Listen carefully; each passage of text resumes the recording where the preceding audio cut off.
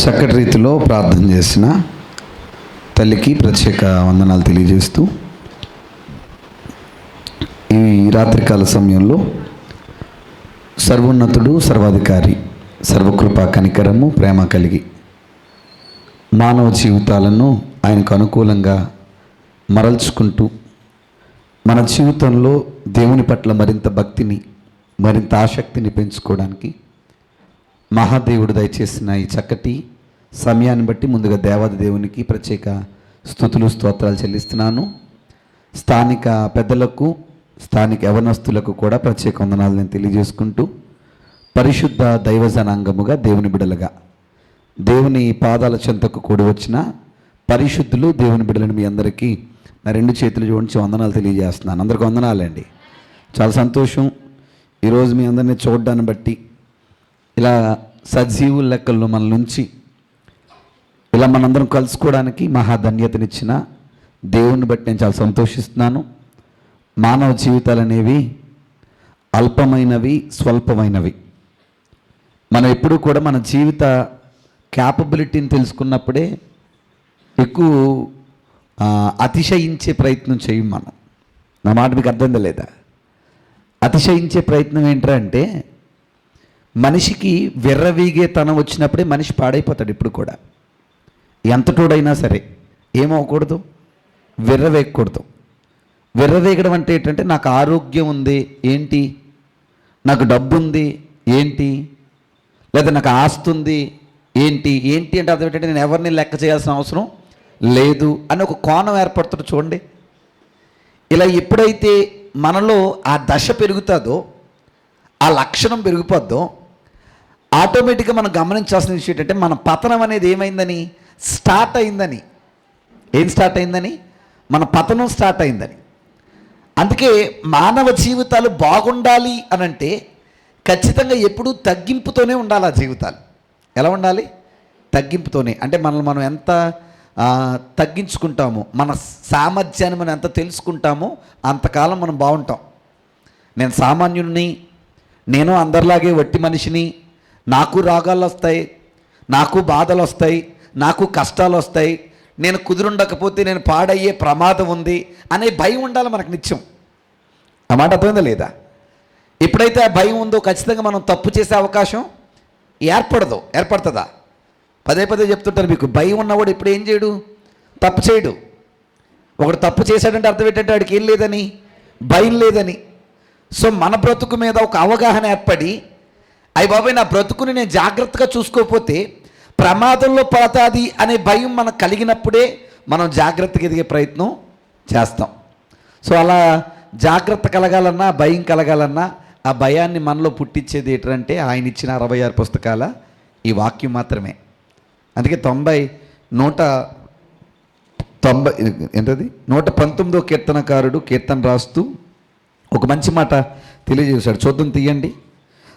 నేను ఓ పని చేశాను, ఎవరికి చెప్పను, దానివల్ల చాలా ఫుల్గా ఉన్నాను నేను. అందుకని మధ్య మధ్యలో ఈ తేనుపుల్లాంటి ఏం వచ్చినా మీరు ఎవరేం బాధపడకండి.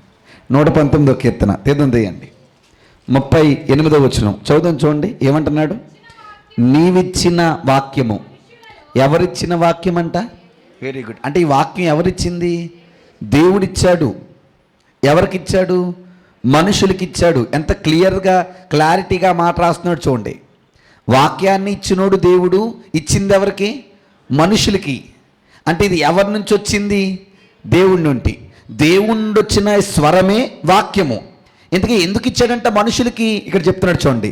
నీవిచ్చిన వాక్యము మనుషులలో నీ భయము పుట్టించును. ఏం కలగాలని ఇచ్చాడంట వాక్యాన్ని? Very good. అంటే ప్రతిదినము వాక్యం నేర్చుకునే ప్రయత్నం చేస్తున్నప్పుడు ఖచ్చితంగా మనలో ఏం పుట్టాలి? భయం పుట్టాలి. ఏం పుట్టాలి అంటే, ఇంకొక మంచి మాట చెప్పనా, భయం పుట్టే విధంగా నేర్చుకోవాలి మనం. దేన్ని? నిజం చెప్పండి, మీరు తిట్టుకోనంటే అడుగుతాను. ఈరోజు బయట చాలామంది వాక్యాలు చెప్తున్నారు కదా, భయపెట్టేటట్టు చెప్తున్నారా, ఇంకా మభ్య పెట్టేటట్టు చెప్తున్నారా? బయటికి వెళ్తే అందరూ వేసి తిరుగుతున్న బిస్కెట్లే. ఇలా అంటాను, ఏమనుకోకండి. బిస్కెట్లు అంటే ఏంటో తెలుసా? సాధారణంగా గుడికి వచ్చే వాళ్ళందరూ ఏదో కష్టంతో వస్తారా రారమ్మా? ఇప్పుడు కష్టం లేని వాళ్ళు ఎవరు చెప్పండి? మాట్లాడేటి ఎవరు ఉన్నారా? అందరికీ ఏముంటాయి? కష్టాలు ఉంటాయి, అవునా కదా? ఇంకా చెప్పనా, కష్టాలు ఉన్న వాళ్ళే వస్తారు ఎక్కువ. ఎవరి దగ్గరికి? దేవుడి దగ్గరికి. ఇప్పుడు అయ్యగారి వాక్యం ఏమని తెలుసా? నువ్వు కష్టాల్లో ఉన్నావా, నష్టాల్లో ఉన్నావా, అప్పులు అయిపోతున్నావా, సమస్యలతో పీడించబడుతున్నావా, అవునా కదా? ఈరోజు దేవుడి ఈ భావాన్ని లేదా ఈ వాగ్దానాన్ని నీకే ఇచ్చాడు అనగానే ఇంకా Boost is the secret of my energy అన్నట్టు బోళ్ళంత పొంగిపోతున్నాడు, బోళ్ళంత లావు అయిపోతున్నాడు అవతలోడు. ఇంటికి వచ్చేస్తాడు తిరిగి. ఏం నేర్చుకున్నారంటే, దేవుడు ఈరోజు నాతోనే మాట్లాడండి. ఏం మాట్లాడంటే, నువ్వు బాగుంటావు అని చెప్పాడండి అంటున్నాడు ఈయన.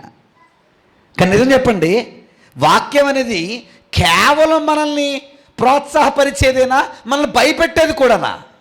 చెప్పండి. అలా భయపెట్టాలంటే నీకు వాగ్దానం ఇచ్చాడు, నీకు మోట ఇచ్చాడు, నీకు ఈరోజు బంగారం వేస్తాడో లేకపోతే నీ ఇల్లు కట్టేస్తాడో పెళ్లి చేసేస్తాడు అంటే మనకేం రాదు, భయం రాదు. ఒరే మార్పు లేదు కదా నీ బ్రతుకులో, నువ్వు మారకపోతే నీ తోలు తీసేస్తాడని చెప్పండి, ఖచ్చితంగా ఏం పుడుతుంది? భయం పుడుతుంది. కానీ ఏం చెప్పండి, ఈరోజు ఇలా భయం పుట్టించే వాక్యాలు బయట మాట్లాడుతున్న వాళ్ళు ఉన్నారా? ఖచ్చితంగా చాలా చోట్ల లేరు. అందుకే చాలామంది వేల మంది మందిరాలకు వెళ్తున్నారు, కానీ అసలైన మార్పు అందరిలోనూ లేదు. ఈరోజు లక్షల మంది అంట, కొన్ని కోట్ల మంది క్రైస్తవులు ఉన్నారంట. మరి కోట్ల మంది క్రైస్తవులు అంటే ఎంత మార్పు బయట ప్రపంచంలో కనబడాలి. కానీ ఏం మారింది? పాపం అనేది ఇంకా పెరుగుతుంది కానీ ఏమవ్వట్లేదు, తగ్గట్లేదు.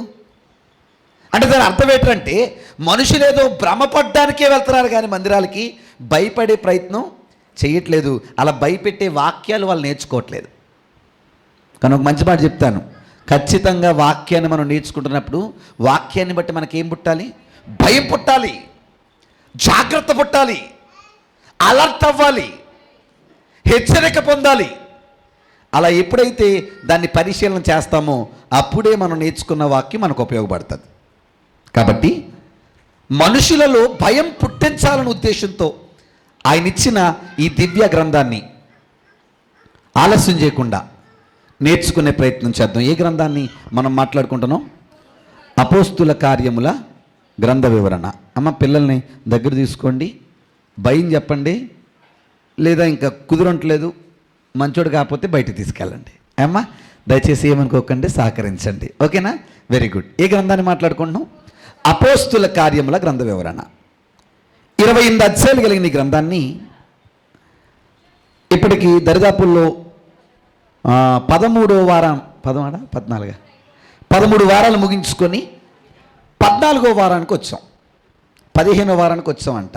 15వ వారం మీరు ఏం చెప్తుంది మరి నాకు గుర్తులేదు, నాకు ఎన్నో వారమో. ఏమండి ఎన్నో వారానికి వచ్చాం?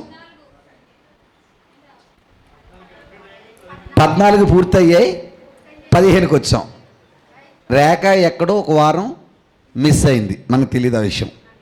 సరే, వెరీ గుడ్. ఏమా సో మీరందరూ కూడా మనసులో పెట్టుకోండి. మొత్తానికి దరిదాపుల్లో 14 వారాలు పూర్తి చేసుకున్నాం.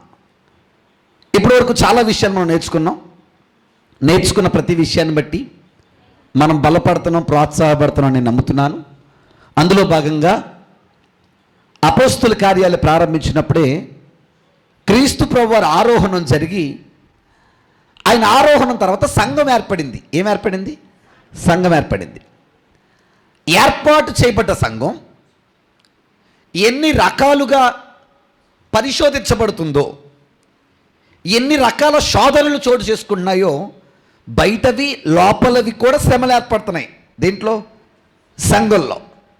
అవన్నీ పరిశీలన చేసుకుంటూ మనం ముందుకు కొనసాగే ప్రయత్నం చేసాం. అందులో భాగంగా 6వ అధ్యాయాన్ని ప్రారంభించుకున్నాం. ఎక్కడి వరకు మాట్లాడుకున్నాం? 7వ వచనం వరకు మాట్లాడుకున్నాం. అంతేనండి? Very good. అపోస్తుల కార్యాలు 6వ అధ్యాయము 7వ వచనం వరకు మాట్లాడుకున్నాం.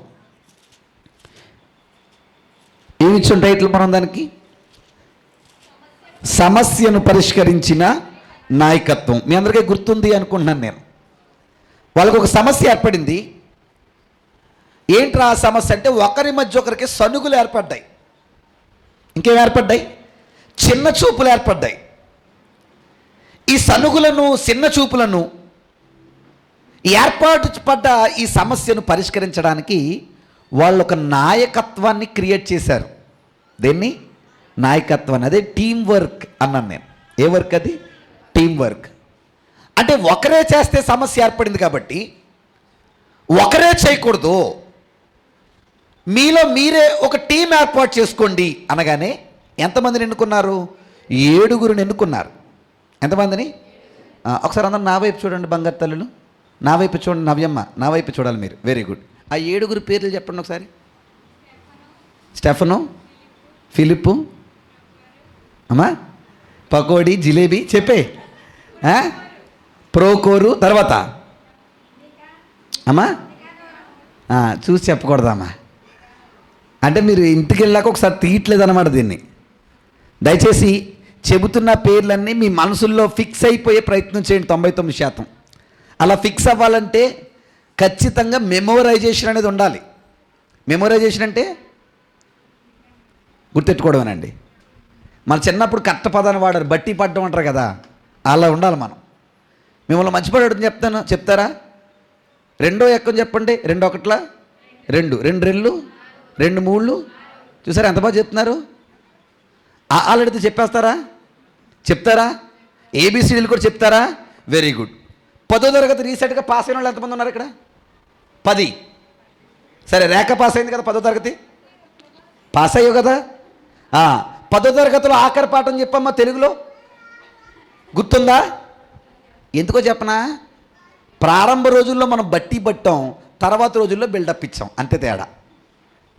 నా మాట అర్థమైందా లేదా? బట్టి పట్టిన చూడండి మర్చిపోవట్లేదు మనం ముసలోళ్ళం అయిపోయినా సరే వాళ్ళు చెప్తాం. ఎందుకంటే అంత పిండేసి మనల్ని నేర్పేశారు వాళ్ళు బట్టి పట్టించి. బైబిల్ కూడా అలా పురుగుల్లో తినేయాలి మనం, అంత బట్టి పట్టేయాలి. నిద్దట్లో లేపడిగిన చెప్పేసేంత సామర్థ్యం మనకు ఉండాలి. దేని పట్ల? బైబిల్ పట్ల అంత బాగా నేర్చుకోవాలి. దేన్ని? బైబిల్ని. Very good. మొత్తం ఎంతమందిని ఎన్నుకున్నారు? 7గురిని. ఆ 7గురిని నిలబెట్టి పరిశుద్ధాత్మ చేర అభిషేకించి ఇక నుంచి ఈ వింగ్, ఏ వింగ్ అది? ఏ పరిచర్య? బల్ల పరిచర్య, భోజన బల్ల పరిచర్య ఈ 7గురు చేస్తారు అనే నియమాన్ని సేవకుల ద్వారా నియమించడం గత వారం చూసాం మనం, అంతేనండి. Very good. ఈరోజు మనం 8వ వచనం నుంచి, క్షమించాలి 7వ వచనం నుంచి 8వ వచనం నుంచి 15వ వచనం వరకు మాట్లాడుకుందాం. ఇది 15వ భాగం అనుకుంటా, బహుశా. 14 రాసుకున్న వాళ్ళు 14 రాసుకోండి, 15 రాసుకున్న వాళ్ళు 15 రాసుకోండి. ఎన్నో భాగం ఇది? 15వ భాగం. ఎక్కడి నుంచి ఎక్కడి వరకు? 6వ అధ్యాయం 8వ వచనం నుండి 6వ అధ్యాయం 15వ వచనం వరకు. ఓకేనండి, వెరీ గుడ్. దీని టైటిల్ ఏమని రాస్తారంటే స్టెఫను గారి సాక్ష్యం అని రాయండి. స్టెఫను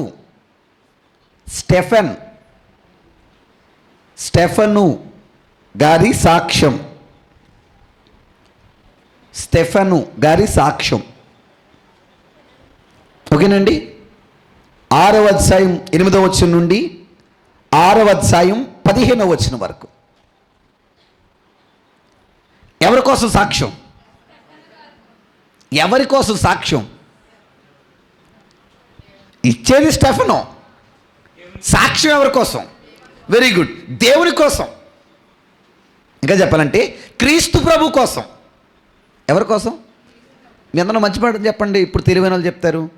ఇంతకీ ఎవరి స్టెఫను? Very good. పోయిన వారం మనం చూసినప్పుడు బల్ల పరిచర్య చేయడానికి ఎంతమంది నిలబెట్టారు? 7గురు కదా. ఆ 7గురిలో ఒకడే స్టెఫను. అయితే మాట్లాడుతున్నాను, 7గురిని నిలబెట్టింది ఏ పని చేయమని? బల్ల పని చేయమని. మరి బల్ల పని చేయాల్సిన స్టెఫను ఏం చేస్తున్నాడు? సాక్ష్యాన్ని ఇస్తున్నాడు. ఎవరి కోసం? దేవుని కోసం. మీకు మంచి మాట చెప్పనా అర్థం కావడానికి? గత వారం అమ్మ వినాలి. గత వారం అంటే మనం మాట్లాడుకున్న వారం సంఘం ఈయనని నిలబెట్టింది. ఎవరిని? స్టెఫన్ని. ఈ వారం వినాలి మీరు, ఈ వారం ఈయన సంఘాన్ని ప్రపోజ్ చేస్తున్నాడు. ఏమంటే అర్థమైందా లేదా? గత వారం సంఘం ఎవరిని ప్రపోజ్ చేసింది? స్టెఫన్ని.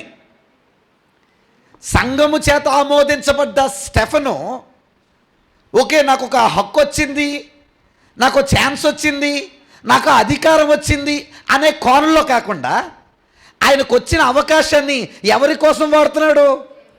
దేవుని కోసం. అంటే మీరు అర్థం చేసుకోవాల్సిన కాన్వెంట్ చెప్పనా, సంఘం, అదే మన హెబ్రీ పత్రికలో చెప్పాను మీకు, సంఘం మనల్ని నిలబెడితే మనం ఎవరిని నిలబెట్టాలి? వెరీ గుడ్, సంఘాన్ని నిలబెట్టాలి. అర్థమైందా లేదా? మీకు ఎప్పుడు కూడా ఒక మంచి మాట చెప్తాను, ఎక్కడ మనం నిలబడ్డా త్రూ సంఘము ద్వారే అవ్వాలి. దేని ద్వారా? సంఘం ద్వారా. నీకు ఈ హక్కు ఎక్కడిది, ఈ ఛాన్స్ ఎక్కడిది, ఈ పర్మిట్ ఎక్కడిది అని అడిగారు అనుకోండి, పలానా గాడాల క్రీస్తు సంఘం ద్వారా నేను వచ్చానండి, పలానా గాడాల క్రీస్తు సంఘం ద్వారా నేను నిలబడ్డానండి అని మనం చెప్పాలి. అంతేగాని నా తలంతు, నా కెపాసిటీ, నా స్థాయి అనకూడదు. నేను ఖచ్చితంగా ఈ మాటలో నేను ఖచ్చితంగా ఒప్పుకున్నాను. ఎందుకో చెప్పనా, నేను ఎక్కడికి వెళ్ళినా ఖచ్చితంగా నేను ఏం చెప్తున్నా తెలుసా, మా సంఘమే నన్ను బలపరిచిందని చెప్తాను నేను. మీరు ఎక్కడైనా చూసుకోండి, వీడియోలో వీటిలో కూడా ఖచ్చితంగా నేను చెప్తాను. ఎందుకంటే నిజంగా చెప్తున్నాను, నేను బలపడ్డానికి కారణమే సంఘం. ఇప్పుడు బలపడ్డ నేనేం చేయాలి చెప్పండి? ఈ సంఘం మీద బిల్డప్ ఇవ్వాలి, అంతేనా కాదా? ఏం చేయాలి? సంఘాన్ని బలపరచాలి. అర్థందా లేదా? నేను సంఘం నన్ను ఏం చేసింది? బలపరిచింది. నేనేం చెయ్యాలి? సంఘాన్ని బలపరచాలి. చూడండి, బల్లపరిచర్యకే పెడితే నాకు ఈ బల్లపరిచర్యతోనే అయిపోయింది అనుకోవట్లేదు ఆయన. నన్ను బలపరిచిన సంఘాన్ని నేను ఎలాగోలా బలపరచాలి అని ఒక ప్రయత్నం చేస్తున్నాడు. ఎవరో? స్టెఫను. అంటే దేవుని కొరకు అంత అంటే లిమిట్ లేకుండా పనిచేయగలగాలన్నమాట. దాని అర్థం ఏంటి చెప్పనా, ఈ రోజుల్లో చాలామంది కొన్ని సంఘాల్లో, మన సంఘాల్లో అంటలేదు, కొన్ని సంఘాల్లో ఉన్న పరిస్థితి ఏంటంటే ఒక బార్డర్ గీసుకుని పనిచేస్తున్నారండి. ఎవరి పని? నిజమా కాదండి? కొన్ని బార్డర్లో నేను ఇక్కడి వరకే, నేను ఇంతవరకే, నేను ఇదే చేస్తాను. కానీ గుర్తుంచుకోండి, సంఘం బాగుపడడానికి ఎంతవరకైనా చెయ్యాలి, ఎంతైనా మనం చెయ్యాలి. వన్స్ మనల్ని సంఘం పట్టుకుందా, ఆ సంఘం కొరకు ఏమైనా చేసే క్యాపబిలిటీ మనకు వచ్చేయాలి. మీకు తెలుసు, తర్వాత ఈయన ఏమవుతాడు? రాళ్లతో కొట్టబడి చనిపోతాడు. అంతటి స్థితికి వెళ్ళిపోయాడంటే ఆ సంఘం కొరకు ఎంతగా నిలబడ్డాడు చూడండి. ఎవరు? స్టెఫను. Very good. ఇప్పుడు స్టెఫను గారి సాక్ష్యం అంట చూద్దాం. చూడండి ఏంటా సాక్ష్యం, గబగబా చదువుకొని ముగించేద్దాం. 8వ వచనం నుంచి. స్టెఫను కృపతోనూ బలముతోనూ ఏంటండి నిండిన వాడై, అంటే బలపడ్డాడు. సంఘం ద్వారా ఏం చేపట్టాడు స్టెఫను? బలపడ్డాడు, నిండిన వాడై ప్రజల మధ్య మహత్కార్యములను గొప్ప సూచక క్రియలను చేయుచుండెను. అంటే తనను బలపరిచిన సంఘాన్ని బలపరిచే ప్రయత్నం చేస్తున్నాడు ఈయన. ఎవరు చెప్పండి? మీరు ఎవరు? అమ్మ ఒక మంచి మాట అడుగుతుంది చెప్పండి. మీరు మనం చేసే క్రియల వల్ల కూడా సంఘానికి బలం బలహీనత ఏర్పడుతుందా? చెప్పండి, ఏర్పడుతుందా? ఎప్పుడు 2 కోణాలు ఉండాలి మనకి. నేను లేకపోతే సంఘం పాడవుద్ది అంటే తప్పు. ఖచ్చితంగా మనం లేకపోతే సంఘం ఏమవుదు? పాడవదు. కానీ సంఘములో ఉంటూ మన క్రియలు బాగోపోతే సంఘం ఏడవద్ది? పాడవుద్ది. నా మాట అర్థమైందా లేదా? అందుకే నేను ఎప్పుడో మాట చెప్తాను, ఇక్కడ కుర్రోళ్ళకైనా లేకపోతే నా కూడా ఉన్న తమ్ముళ్ళకైనా ఎవరికైనా ఒకటే మాట చెప్తాను, మీరేం చెయ్యండి, ఎక్కడికి ఎలాంటి పని చెయ్యండి, సంఘానికి చెడ్డ పేరు తెచ్చే పని మాత్రం చేయకండి. మన క్రియలు బాగోపోతే చెడ్డ పేరు వచ్చేస్తుందా? పొరపాటున తాగుతూ కనపడ్డాం అనుకోండి బయట, ఫర్ సపోజ్ అనుకోండి, ఎలా కనపడ్డాం? తాగుతూ కనపడ్డాం.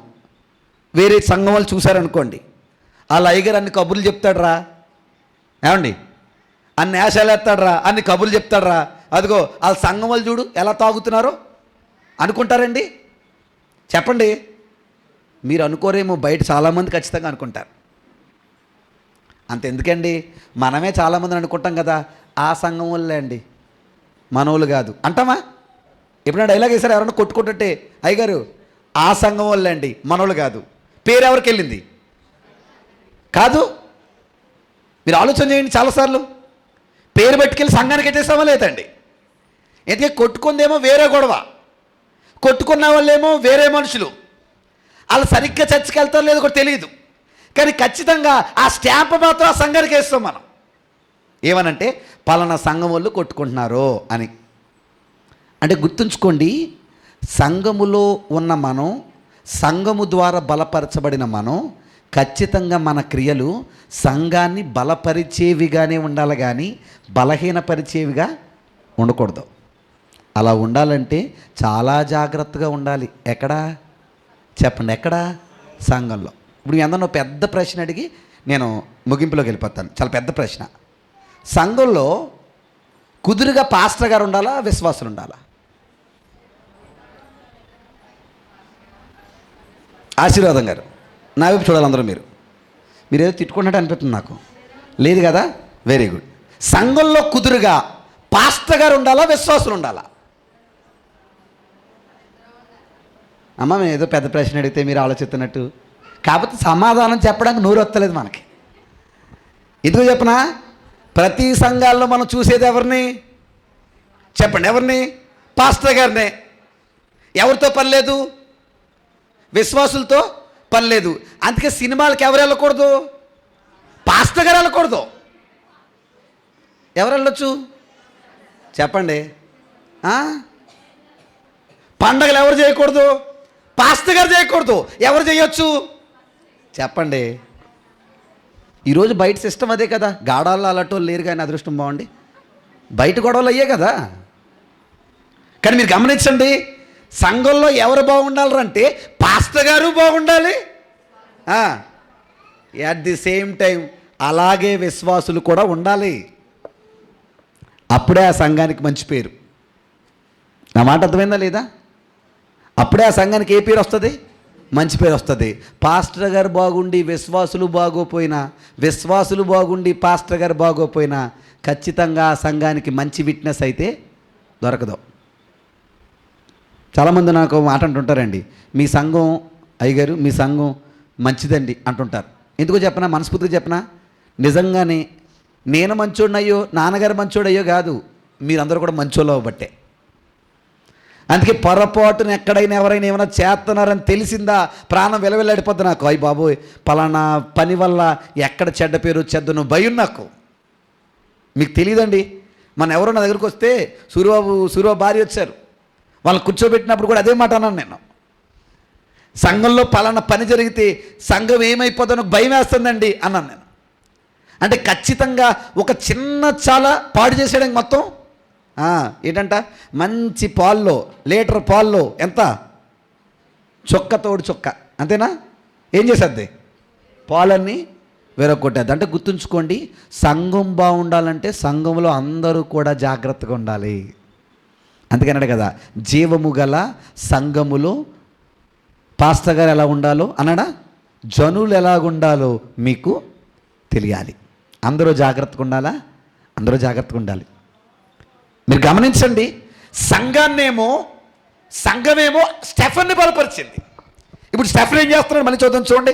స్టెఫెను కృపతోనూ బలముతోనూ నిండిన వాడై ప్రజల మధ్య మహత్కార్యములను గొప్ప సూచక క్రియలను చేయుచుండెను. 9వ వచనం. అప్పుడు లిబెర్తీనులనదనబడిన, ఏ సమాజం అంటది? లిబెర్తీనీయులు. వాళ్ళెవరో చెప్తాను, రాయండి. వాళ్ళు ఎవరంటే ఫ్రీడమ్ ఫైటర్స్ అనమాట. లిబెర్తీనీయులు. లిబర్టీ అంటేనే ఫ్రీడమ్ ఫైటర్స్. ఇందుకే ఎక్కడి నుంచి ఫ్రీడమ్ కోరుకుంటున్నారంటే రోమా సామ్రాజ్యం నుంచి. ఎక్కడి నుంచి? వాళ్ళు యూదులే, కానీ ఫ్రీడమ్ కొరకు పోరాడేవాళ్ళు అనమాట. దేని నుంచి? రోమా సామ్రాజ్యం నుంచి. వాళ్ళని ఏమని పిలిచాడంటే లిబెర్తీనీయులు అన్నాడు. ఎవరాల్లో? లిబెర్తీనీయులు. ఫ్రీమెన్ అన్నాడు ఇంగ్లీష్లో. ఫ్రీమెన్. Very good. తర్వాత అప్పుడు లిబెర్తీనులు అనబడిన సమాజములోను, కురేనీయుల సమాజములోను, ఇవన్నీ అక్కడున్న తెగలో, అలెగ్జాంద్రియుల సమాజములోను, కిలికియాలో నుండి, ఆసియాలో నుండి వచ్చిన వారు కొందరు వచ్చి స్టెఫెనుతో తర్కిస్తున్నారంట. ఏం చేస్తున్నారు? ఏ విషయంలో చెప్పండి? ఏ విషయంలో? ఏ విషయంలో తర్కం? వాక్య విషయంలో ఏం ఏర్పడుతుంది? తర్కం. మళ్ళీ అడుగుతున్నాను, స్టెఫన్ పాస్టర్ గారా విశ్వాస? మీరు బాగా పట్టుకోవాలి ఇవన్నీ. స్టెఫన్ పాస్టర్ గారా విశ్వాస? అసలు స్టెఫన్ ఎన్నుకుందే ఎప్పుడు? గట్టిగా మాట్లాడుకుంటే మొన్న వారం అనుకోండి. మొన్న వారం అంటే రీసెంట్గా ఎన్నుకోబడ్డ వ్యక్తే, రీసెంట్గా వచ్చినోడే. ఎవరిలోకి? దేవుళ్ళలోకి. రీసెంట్గా బలపడినోడే. కానీ అపోస్తులు కాదు తర్కిస్తుంటా. ఎవరు? స్టెఫను. అంటే ఒక విశ్వాసి తర్కించేంత స్థాయికి వెళ్ళిపోయాడంటే ఎంత బాగా నేర్చుకుంటున్నాడో చూడండి. దేన్ని? వాక్యాన్ని. అమ్మ ఒక మాట చెప్పనా, సంఘములో ప్రతి ఒక్కరు కూడా అలా తయారైపోవాలండి. అప్పుడే మనం సరైన విద్యలో ఎదుగుతున్న వారు అవుతాం. ఇందాక మంచి పాట పాడాడు సురేష్ అన్న, బాగుంది పాట. అది ఎక్కడిదో కానీ పాట బాగుంది. అందులో ఒక చరణం ఏమో తెలుసా? సంఘం అనే ఈ స్థలంలో మనం విద్య నేర్చుకోవడానికి వస్తున్నామని గుర్తుంచుకోండి అనందో ఓ మాట ఉంది కదండి. ఏం నేర్చుకోవడానికంట? విద్య నేర్చుకోవడానికి. అంటే ఖచ్చితంగా ఇక్కడ ఉన్న ప్రతి ఒక్కరూ తర్ఫీదు పొందిన వారిలా మారిపోవాలి. ఎవరైనా వచ్చి మిమ్మల్ని ఒక మాట అడిగారు అనుకోండి, మనం ఏమనాలి? మా పాస్టర్ గారు ఫోన్ చేస్తానుండు, నీకు దమ్ముంటే అనాలా? మనమే ఆల్మోస్ట్ ఏం చెప్పాలి? అలా నిలబడిపోవాలి, అలా తయారైపోవాలి. అలా తయారైపోవాలంటే ఎంత ఎక్కువగా వాక్యాన్ని మనం నేర్చుకోవాలి చూడండి. స్టెఫన్ ఏం చేసేస్తాడంట? తరికిచ్చేస్తుండంట. తరికిస్తుంటే ఏమవుతుందంటే చూడండి, మాటల యందు అతడు అగుపరచిన జ్ఞానము, అతన్ని ప్రేరేపించిన ఆత్మను వారెదిరింపలేకపోయిరి. అంటే జనాలు సమాధానం చెప్పలేకపోయారు. ఎవరికి చెప్పండి? ఎవరికి? చూడండి ఎంత మంచి జ్ఞానవంతుడిగా తయారైపోయాడు. ఎవరు? స్టెఫను. ఎందుకు ఏం చెప్తున్నాడు? ఎవరి కోసం చెప్తున్నాడు? యేసయ్య కోసం. యేసయ్య కోసం సాక్ష్యం ఇస్తున్నాడు. ఆయన ఇస్తున్నప్పుడు అవతలోడు మాట్లాడలేకపోయాడటండి. అమ్మ ఒక వాసన చెప్పిన, మనం కూడా కొన్నిసార్లు చక్కగా చెప్తున్నప్పుడు అవతలోడికి మాట్లాడరాని పరిస్థితికి వెళ్ళిపోతాడు. ఎందుకో చెప్పనా? ఆ అవకాశం మన జ్ఞానాన్ని బట్టి కాదు, దేవుని కృపను బట్టి మనకు వచ్చింది. లోకసువార్త అనుకుంటే ఒక మాట అంటాడు, చూద్దాం తీయండి. మనం మాట్లాడేటప్పుడు ఆ సహాయాన్ని ఎవరు చేస్తారో రాస్తున్నాడు చూడండి. లోకసువార్త తీద్దాం తీయండి, 21వ అధ్యాయం. మనం మాట్లాడాలన్న మన తరం కాదు, ఆయన కృప ఉండాలి. చూడండి ఏమంటున్నాడు, 21వ అధ్యాయం లోకసువార్త 14 నుంచి చదువుదాం. 14 నుంచి. కాబట్టి మేమేమి మేమేమి సమాధానం చెప్పాలో అని ముందుగా మీరేం చేయకండి, మీరు బెంగ పెట్టుకోకండి. దేనికోసం? అవతలోడికి ఏం చెప్పాలన్నా బెంగ మీకొద్దు. నా మాట అర్థమైందా లేదా? చాలామందికి ఏంటి తెలుసా, 10 నిమిషాలు మాట్లాడినంటే మనకు బుడం టెన్షన్లో చెమట్లో. నిజమా కాదండి? ఎందుకంటే నేనేం చెప్పాలి, నేను చెప్తే అవతలోడు వింటాడా విండా, నేను చెప్తే బాగుంటుందా? అవునా కదా? నేను చెప్పనా, ఆ భయాలన్నీ మనలో చచ్చిపోవాలంటే దేవునిపై భక్తి మనకు పెరగాలి. ఇక్కడ అదే సీక్రెట్ చెప్తున్నాడు. నేనేం సమాధానం చెప్పాలని మీరు చింతపడకండి. ఎందుకని? మీ మనసులను నిశ్చయించుకునుడి. మీ విరోధులందరూ ఎదురాడుటకును కాదనుటకును వీలు కాని వాక్కును జ్ఞానమును నేను మీకు అనుగ్రహిస్తాను. ఎవరిచ్చేది? చెప్పండి అమ్మ. అందరికి వందనాలు. నవ్వుతూ చెప్పండి. ఎంత గట్టిగా మాట్లాడుతున్నానా? నాతో ఎవరైనా గొడవాడారనుకోండి, వాళ్ళతో గొడవాడలేను నేను. నిజంగా మా వాడు ఉంటాడు, మా అన్నయ్య అప్పుడప్పుడు, మళ్ళీ ఇప్పుడు ఆయన కోసం ఏదో చెప్పాను అనుకుంటారు మీరు. మా వాడు గట్టిగా మాట్లాడతాడు నాతో. ఆయన మాట్లాడేప్పుడు నేను మాట్లాడలేను. ఇక్కడ ఎవరైనా గౌక్కున గట్టిగా మాట్లాడుకోండి, నేనేం చేయలేను, మాట్లాడలేను. అంటే మాటకు మాట చెప్పలేను, కానీ వాక్యంలో ఏం చేయగలుగుతున్నాను? మాట్లాడగలుగుతున్నాను. ఒకటే కారణం, నేనే అనుకుంటాను ఇప్పుడు, నేను కాదు, ఆ శక్తినిచ్చేది ఎవరు? దేవుడే. మనస్ఫూర్తిగా చెప్తున్నాను, మీరు కూడా ఆయన మీద నమ్మకంతో నిలబడితే, ఖచ్చితమైన అవగాహన, ఖచ్చితమైన ఆసక్తి ఆయన పట్ల మీకుంటే, మిమ్మల్ని నడిపించుకునేది కూడా ఎవరు? దేవుడే. మామూలుగా సంఘంలో గొడవ వచ్చింది, మీకు తెలిసింది, మీరేం చేయాలి? ఆదివారం వెళ్తే గొడవలు ఇలాగే ఉంటాయి కాబట్టి మనం ఆదివారం వెళ్ళడం మానేయాలి. అంతేనా? చాలామంది దగ్గర ఈ డైలాగ్ అంటున్నప్పుడు ఎంత ప్రాణం విలవిల్లాడిపోతుందో. ఏమ్మా ఎందుకు ఆగిపోయాడయ్యా, ఎందుకు ఆగిపోయామంటే గొడవలు కదండి, ఇంక వచ్చి మనశ్శాంతి లేక ఏం చేశాను, ఆగిపోయాను. ఒక మాట చెప్పనా, బాధలు వచ్చినప్పుడే నీ బలం ఇంకా ఎక్కువ అవ్వాలి. నువ్వు ఆగిపోవడం పరిష్కారం కాదు, నువ్వు మరి ఎక్కువగా వచ్చి ఆ సంఘం కోసం ఏం చేయాలి, ప్రార్థన చేయాలి. వీలైతే నీకున్న జ్ఞానంతో, నీకున్న చాతుర్యంతో, నీకున్న ఆలోచనతో, ఆత్మతో దాన్ని సరిచేసే ప్రయత్నమైనా చేయాలి. అంతేగాని నువ్వే విడిచిపెట్టేస్తే ఎలా? కుటుంబంలో గొడవలు వచ్చాయని కుటుంబాన్ని వదిలేస్తామా? చెప్పండి, ఏం చేస్తాం? జాగ్రత్త చేసుకోము. ఓ మాట అరిచినా, ఓ మాట తిట్టినా మరలా వెళ్ళి నా కుటుంబం కదా నేను విడిచిపెట్టేస్తే ఎలా అని జాగ్రత్త పడం మనం. మరి సంఘం కూడా కుటుంబమే కాబట్టి సంఘములో కూడా జాగ్రత్త కలిగి మనం నడుచుకోవాలా వద్దా? నడుచుకోవాలి. అంటే మన విశ్వాసం అనేది ఎన్నొచ్చినా నిలబడేదిగా ఉండాలి. ఆ గొప్ప మాదిరి ఎక్కడ చూస్తున్నామంటే స్టెఫనులో చూస్తున్నాం. ఎవరిలో? స్టెఫనులో. వచ్చేద్దాం చూడండి, ముగించేశాను. ఏం చేశాడంటే స్టెఫను, వాళ్ళందరూ వచ్చి అబద్ధ సాక్ష్యాలు చెప్తున్నారు ఈయన మీద. ఎవరి మీద? స్టెఫన్ మీద. ధర్మశాస్త్రానికి వ్యతిరేకంగా ఈయన తయారయ్యాడు, ఈయన పరిస్థితి బాగాలేదు అని అందరూ కూడా చెప్పారంట. చెప్తే ఏమైందంట? 15వ వచనం, సభలో కూర్చున్న వారందరూ అతని వైపు తేరి చూడగా అతని ముఖము దేవదూత ముఖము వలె కనబడింది. ఎవరికి? దేవదూత ముఖం అంటే కాంతిగా ఉందా, డల్లగా ఉందా? అంతేనా? అంటే బెదురు లేదంటారా? ఎవరికి? స్టెఫన్కి లేదా? ఇంక ప్రిపేర్ అయిపోయినాడు భయం ఏంటండి? ఎవరి కోసం? అమ్మ ఒక మంచి మాట చెప్పనా, సైనికుడు అంటే అలా ఉండాలి. ఎవరు? బైబిల్లో మనల్ని ఏమన్నా తెలుసా? క్రీస్తు యేసు సైనికులం. సైనికులం అంటే సైనికుడు ఎవరు మీకు తెలుసో తెలీదో? సైనికుడు రాజు కంటే గొప్పోడు. ఇదిగో చెప్పనా, రాజు ఎక్కడో వెనకాల ఉంటాడు యుద్ధంలో, సైనికుడు ఎక్కడ ఉంటాడు? రాజుని వెనకాల పెట్టి ఈయన ముందు నిలబడతాడు. చావైనా ఏదైనా ముందు ఖచ్చితంగా నిలబడతాడు. చచ్చిపోవడానికైనా రెడీ, జయించడానికైనా రెడీ. ఎవరు? సైనికుడు. అంత డేరింగ్ ఉన్నవాడికి ఇప్పుడు సైనికుడు అలా నిలబడినప్పుడు ధైర్యం ఉండాలా, పిరికితనం ఉండాలా? ఎదురుడు వస్తుంటే వెనక పారిపోయేవాడు సైనికుడికి ఎదురు నిలబెట్టావు అనుకోండి, ఆ యుద్ధం నెక్కుతుందనే కదా, ఇంకా అయిపోయినట్టే ఆ దేశ భవిష్యత్తు. నమాట అర్థమైందా లేదా? సంఘములో మనం అందరూ సైనికులుగా ఉండాలని అర్థం చెప్పనా, సంఘానికి ముందస్తుగా నిలబడి ఎంతటి శోధనైనా ఎదిరించే దమ్ము మనకు ఉండాలి. అలా ఉన్నప్పుడు మన మొఖంలో బెదురు ఉండదు. ఏముండదు? బెదురు ఉండదు, భయం ఉండదు. ఎవరిలో ఉన్నప్పుడు? దేవుళ్ళో ఉన్నప్పుడు. ఏమి కలిగి ఉన్నప్పుడు? విశ్వాసాన్ని కలిగి ఉన్నప్పుడు. అర్థమైందా? మొత్తానికి చాలా బాటలని, చాలా నిందలేసి తీసుకెళ్ళి ఎక్కడ నిలబెట్టారు? మహాసభలో ప్రధాన యాజకుల ముందు, పెద్దల ముందు తప్పుడు నిందలనేసి నిలబెట్టారు. ఎవరిని? స్టెఫన్ని. ఆయన ఏం చేశాడు? చెడు చేశాడా? దేవుని వాక్యాన్ని చెప్పాడు.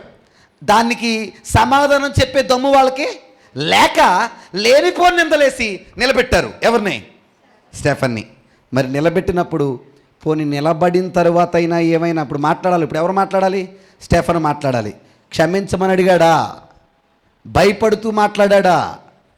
లేదా ధైర్యంగా సమాధానం ఇచ్చాడా? ఒకవేళ ఇస్తే అది ఎంతటి విపరీతమైన స్థాయిలో మాట్లాడాడు.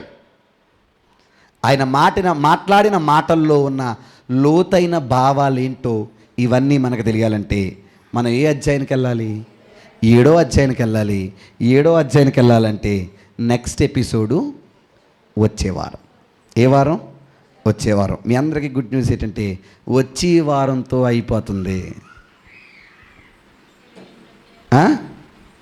వచ్చే వారంతో అయిపోతుంది. ఏది? ఏది? ఏది? మాట్లాడండి. అపోస్తుల కార్యముల గ్రంథం లోని మొదటి భాగం. ఓకే, అంతేనా? ఎన్ని భాగాలు అనుకున్నాం? 3 కదా. ఏమండి? మొదటిది ఏ పరిచర్య? యెరూషలేములోని పరిచర్య. అమ్మా, వచ్చే వారం జరగబోయే గొడవతో దేశాన్ని బద్దలగొట్టుకోబోతుంది సంఘం. అర్థమైందా లేదా? దానికి వీళ్ళ పెట్టిన పెట్టుబడి ఏంటంటే వాళ్ళు పడ్డ కష్టాలు, బాధలు, శ్రమలు, ఇబ్బందులే సంఘ ఎదుగుదలకు వారు పెట్టిన పెట్టుబడి. ఈరోజు ఒకే మాట చెప్తాను, దేవుని సంఘమా, నువ్వు దేవుల్లో ఉన్నావంటే, సంఘములో ఉన్నావంటే, ఈరోజు చెప్పిన మాటల్లో ఒకే కొన్ని విషయాలు ముఖ్యమైనవి.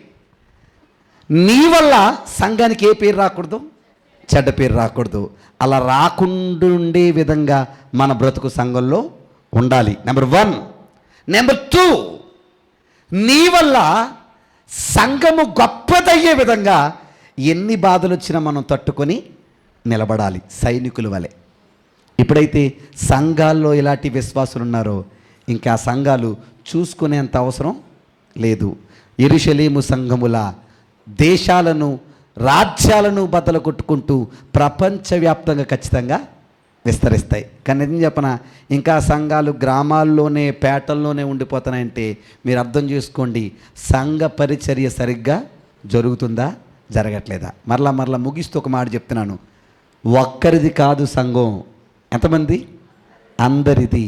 ఒక్కరు మాత్రం చేయకూడదు. ఎంతమంది చెయ్యాలి? అందరూ చెయ్యాలి. టీం వర్కే సంఘానికి ముఖ్యమైన పని. అర్థమైందా లేదా? మూల పని ఏంటంటే టీం వర్క్. ఎప్పుడైతే సంఘం అంత ఒక టీంలా ఫామ్ అయ్యి ప్రతి పనిని జాగ్రత్తగా చేసుకుందో ఆ సంఘం ఎన్నొచ్చినా తట్టుకుని నిలబడే అవకాశం ఏర్పడుతుంది. ఏ ఇల్లులాగా? ఇసుక మీద కట్టిన ఇల్లా, రాతి మీద కట్టిన ఇల్లా? Very good. రాతి మీద కట్టబడ్డ ఇంటిలాగా అలలు వచ్చినా, వరదలు వచ్చినా, ఎదురు దెబ్బలు వచ్చినా, తుఫానులు వచ్చినా ఆ ఇంటికి భయం ఉండదు. ఎందుకంటే ఆ సంఘం కట్టబడింది క్రీస్తు అనే మూలరాతి మీద. అర్థమైందా లేదా? సో క్రీస్తు అనే రాయి మీద కట్టబడ్డ సంఘముగా, క్రీస్తు సంఘముగా మనము కూడా అదే ధైర్యాన్ని, అదే విశ్వాసాన్ని కలిగి ముందుకు కొనసాగాలని మనస్ఫూర్తిగా కోరుకుంటూ ఈ మాటలు తెలియజేసుకుంటున్నాను. వినికిడిలో దేవుడి మాటలు దీవించి ఆశీర్వదించి మనలను, మన కుటుంబాలను బలపరచునుగాక. ఆమేన్. అందరికి వందనాలండి. మోకరించండి, ప్రార్థన చేసుకొని కార్యక్రమాన్ని ముగించుకుందాం. అందరూ కూడా మోకాళ్ళ మీద వీరితో లేచి నిలబడదాం, ప్రార్థన చేసుకుందాం. అందరూ లేచి నిలబడదాం. దేవా నీకు వందనాలు. మంచి వాక్యాన్ని విన్నాను తండ్రి. ఎప్పుడు మందిరానికి వెళ్ళినా దేవుడు నాకేం చెప్పాడు? నాకు మోట వస్తుందని చెప్పాడా? నాకు ఏదో రకంగా ఏదో ఇస్తానని చెప్పాడా అనే కోణాన్నే చూస్తున్నానేమో. నన్ను మార్చండి, నా ఆలోచన మార్చండి. నిజమే, సంఘము వల్ల నాకు పేరు కాదు, నా ప్రవర్తన వల్ల సంఘానికి చెడ్డ పేరు రాకుండా ఉండే ప్రవర్తన నాకు ఇవ్వయా అని ప్రార్థన చేద్దాం. అందరూ కళ్ళు మూసుకుందాం. ప్రార్థన. అందరూ కళ్ళు మూసుకుందాం. ప్రార్థన. కళ్ళు మూసుకుందాం. ప్రార్థన. చిన్నబిడ్డ హనీ ఈరోజు పుట్టినరోజు జరుపుకున్న కార్యక్రమం చేత మీరు కూడా మీ ప్రార్థనలో హనీ జన్మదినం కొరకు మర్చిపోకుండా జ్ఞాపకం చేసుకోండి. రాజుబాబుని దేవుడు క్షేమంగా తోడుకొచ్చాడు. ఆ బిడ్డ కొరకు కూడా ప్రార్థన చేయండి. అలాగే సన్నీ కుటుంబం కొరకు కూడా మీ ప్రార్థనలో జ్ఞాపకం ఉంచుకోండి. అందరూ కూడా ప్రతి విన్నపాన్ని మీ పాదాల చెంత పెడుతూ ఒక్కసారి పరీక్షించుకుందాం. ఎవరినెవరో కాదు, పలానా ఆయన వల్లే సంఘం పాడైపోయింది కాదు, మనలను మనమే పరీక్షించుకుంటే తీర్పు పొందమన్నాడు పరిశుద్ధాత్ముడు. ఒక్కసారి మన జీవితాల్లో మనం తొంగి చూస్తే నిజమే తండ్రి, నా వలన ఏమైనా సంఘానికి చెడ్డ పేరు వస్తుందా? నా అలవాటు వల్ల సంఘం ఏమైనా నింద మోస్తుందా? నా ఆలోచన వల్ల సంఘం ఏమైనా పాడవుతుందా? నిశ్చితమైతే ఇప్పుడే నా మనసు మార్చుకునే అవకాశాన్ని నాకు ఇవ్వయ్యా. నా సంఘానికి పేరు తెచ్చే విధంగా నా బ్రతుకుంచయ్యా అని చెప్పి ప్రార్థన చేద్దాం. ప్రార్థన.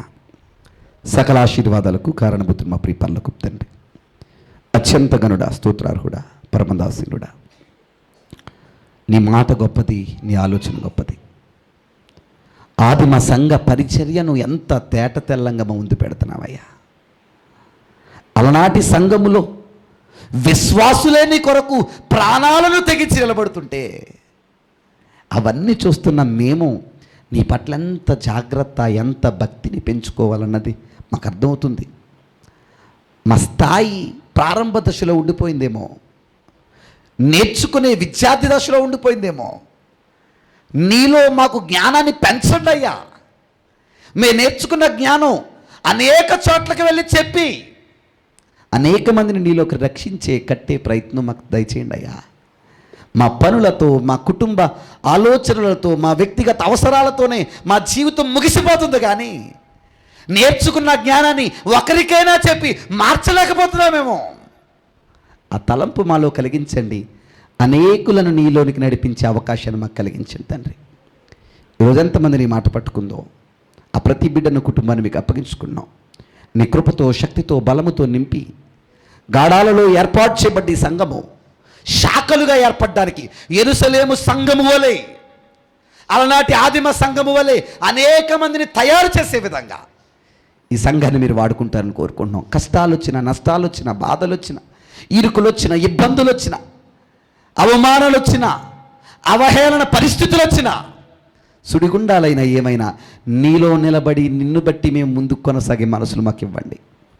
మాలో పెద్ద ఎవరు లేరు, చిన్న ఎవరు లేరు, మేమంతా సమానులు అని గుర్తిస్తూ, ఒకరి లోపాలు ఒకరు సరి చేసుకుంటూ, ఒకరినొకరు ప్రేమించుకుంటూ, ఒకరినొకరు పురికొల్పుకుంటూ సంఘాన్ని తారాస్థాయిలో నిలబెట్టే మనసు మాకు ఇవ్వండి. ఒకరు కాదయ్యా, అందరూ కలిసి నీ పని చేసే మనసు మాకు దయచేస్తాను కోరుకుంటూ, మాలో ఎవరి కార్యాల వల్ల, ఎవరి క్రియల వల్ల, ఎవరి అలవాట్ల వల్ల మా సంఘానికి చెడ్డ పేరు తేకుండా మంచి పేరు తెచ్చే సంఘస్థులుగా మమ్మల్ని ఉంచుతారని కోరుకుంటూ ఈ మనవులను, స్థానిక సంఘాన్ని అయ్యా అనేక మందిని బలహీన దశలో నిలబెట్టి మా చెంతకు తోడుకొస్తున్న వందనాలు. రాజుబాబు విషయంలో చేసిన మేలు బట్టి వందనాలు. ఆరోగ్యం దయచేయండి.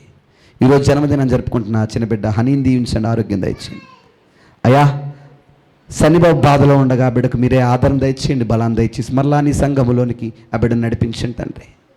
ఇంకా గ్రామంలో అందరూ బాధలలో, కష్టాలలో, ఇరుకులలో, ఇబ్బందులలో, ఆవేదనలో, చెప్పుకోలేని అతి భయంకరమైన పరిస్థితుల్లో ఉన్నారు. మనుషులు మాకు తెలియకపోవచ్చు, సమస్తాన్ని ఎరిగిన దేవుడు కాబట్టి, ప్రతి మనసుని తొంగి చూసేవాడు కాబట్టి నీ చిత్తమైతే ప్రతి బిడ్డను మీరు స్వస్థపరిచి బలపరుస్తారని కోరుకుంటున్నాం. అటు రీతిగానే పరీక్షలు రాస్తున్న బిడ్డలను కూడా మీకు అప్పగించుకుంటూ వాళ్ళు రాస్తున్న సమయంలో మీరే జ్ఞానాన్ని దయచేసి సమయానుచితమైన సమాధానాలతో మంచి మార్కులు సంపాదించే విధంగా బిడ్డలు ఉంచుతారని, వారి పేరు తెచ్చేది మనుషులకు కాదు, తల్లిదండ్రులకు కాదు, సంఘానికని గుర్తుంచుకొని అట్టి రీతి ఆలోచనలతో వారు కొనసాగడం కృప చూపిస్తారని కోరుకుంటూ సంఘము కొరకు మా శేష జీవితాన్ని అర్పించే మనసులు ఇక్కడ ఉన్న మా అందరికీ మీరు దయచేస్తారని కోరుకుంటూ, అనేక మంది వచ్చారు, వందనాలయ్యా. అనేక మంది రాలేదు, ఎందుకో మాకు తెలీదు. మనసులు మార్చండి. మా దేవుని పనికి మేము మానకూడదు, మానక వెళ్ళాలని ఆలోచన పుట్టించండి. మా వలన సంఘము బలహీనపడకూడదని అవగాహన కల్పించండి. నీలో అందరినీ తోడుకుని వచ్చి నీలో నిలబెడతాను కోరుకుంటూ ఈ మనవులను, చేరువచ్చిన బిడ్డలను, స్థానిక సంఘాన్ని, ఇక్కడ ఉన్న ప్రతి ఒక్కరిని పేరు పేరుని మీకు అప్పగించుకుంటూ క్రీస్తు యేసు వారి గణనామమున మిక్కిలితో ఈ మనవులన్నీ మీకు సమర్పించుకుంటూ అడిగి వేడుకొంచున్నాం ప్రియ పరలోకపు తండ్రి. ఆమేన్. తండ్రిన దేవుని ప్రేమ, కుమారుని కృప, పరిశుద్ధాత్మ కన్యుని సహవాసము చేరువచ్చి వాక్యన బిడ్డలపైనను, స్థానిక సంఘము పైనను, ఇక్కడ ఏకీభవించిన ప్రతి కుటుంబం పైనను, ఈ గ్రామం అంతటి పైనను సదా తోడే నడిపించి బలపరిచి దీవెనాశీర్వచనాలతో కొనసాగించునుగాక. ఆమేన్. అందరికి వందనాలండి. God bless you.